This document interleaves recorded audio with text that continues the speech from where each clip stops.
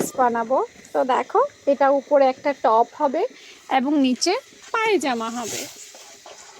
দুটোর সমন্বয়ে আমাকে ড্রেস বানাতে হবে। তো উপরের অংশটা কিন্তু একটু ডিজাইন হবে, বুকি কুচি হবে। দেখো, আমরা সবসময় আসলে কাটিংয়ের মধ্যেই পুরোটা করে ফেলতে পারবো না, আমাদের সেলাইয়ের পরেও অনেক কাটিং থাকে। আজকের কাটিংটাও ঠিক সেম। আমি একটা খসড়া কাটিং করে নিতে পারছি, কিন্তু ফাইনাল কাটিংটা আমাকে সেলাইয়ের পর করতে হবে। দেখতে থাকো, এ ধরনের ডিজাইনগুলো আসলে বোঝানোর মতো কিছু থাকে না, দেখে দেখে শিখতে হয়। তোমাদের কাছে মনে হতে পারে আপু একটা হাতা কাটতেছে, আসলে না, এটা হাতা না, এটাকে ফ্রান্স কাটিং বলে। এটাই নিচে দিতে হবে।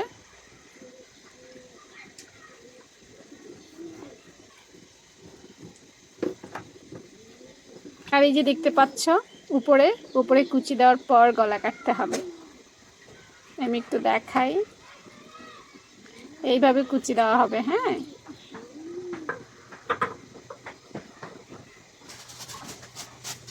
এই এখানে বক্স কুচি হবে, এভাবে বক্স কুচি হয়ে তারপর গলা মোহরা কাটা হবে। তাই